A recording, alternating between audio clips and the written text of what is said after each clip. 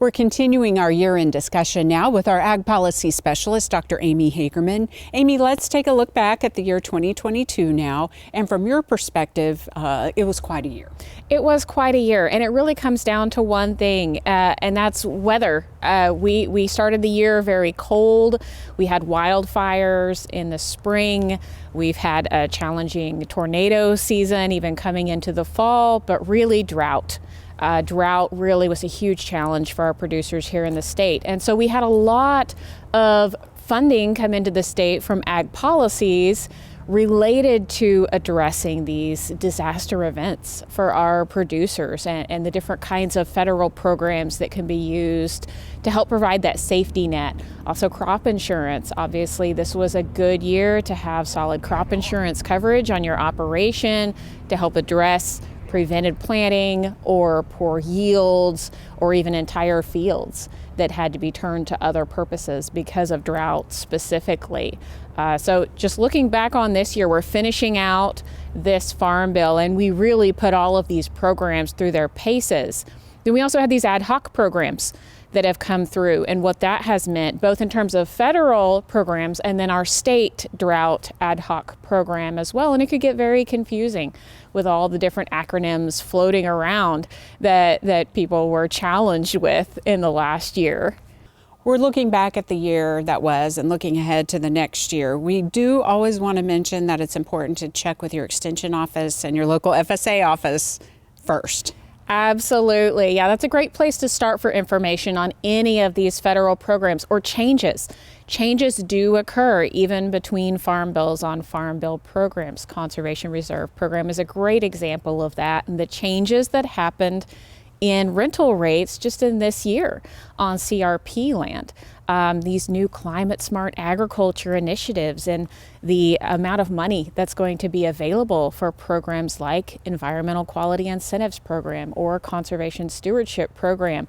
So if you want to know what the requirements are, what the priorities are, what the documentation is, you can always start with your county extension office, start with your FSA office for those kinds of programs, NRCS for conservation programs, or your local conservation district office, or talk to your crop insurance agent about the risk management programs. And wintertime is sometimes a good time to do that and get organized for the year ahead. We can't talk about the end of the year without addressing the political season and the midterm elections and kind of the impact that will have on shaping the farm bill in the year ahead. Absolutely. So we've got a couple of different influences happening here. The midterm election is definitely one of them. And what is it going to mean with the change in the majority in the House in terms of having a Democratic Senate leading that part of the farm bill discussion, and then a Republican-led House leading that part of the discussion? And how do we reconcile the priorities for different kinds of programs in the upcoming 2023 farm bill? Will it be a 2023 farm bill? I think that's a question in itself at this point. But we've got just different priorities happening out there.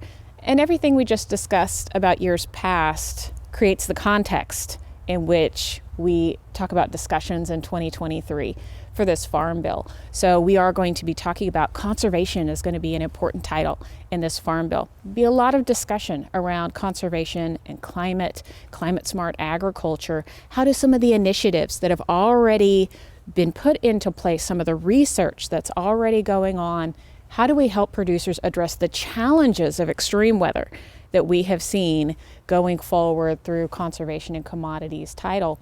Also, we're thinking about input prices and the challenges that producers have faced financially in the last year, the financial risks. How can the farm safety net better address some of those challenges? And we'll see some conversation in that space. And nutrition spending. Inflation has hit all of us at the grocery store, and it's also hit those who have participated in these nutrition programs. This has led to a large increase in nutrition spending, anticipated nutrition spending. We're likely going to have a farm bill that's over $1 trillion, the first time ever. And what is that going to mean as we go into these negotiations for spending in different programs in the farm bill? Farm bill, obviously a big thing coming up in 2023. What else are you going to keep an eye on? So we're also just watching these initiatives that are coming through USDA. And what is that going to mean as we continue into drought recovery here in Oklahoma? We're going to be watching crop plantings, we're going to be watching the markets, others will be talking about market projections.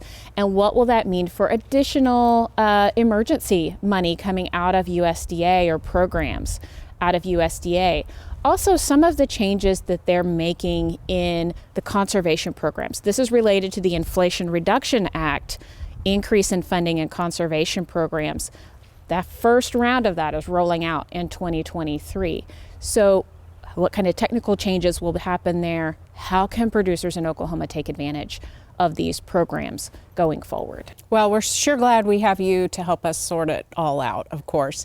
Amy, thanks so much for your information today, and Happy New Year to you and your family. Happy New Year. Thank you. And we'll have more from our year-end review coming up just a little bit later. But first, here's Dr. Mark Johnson with Cow-Calf Corner.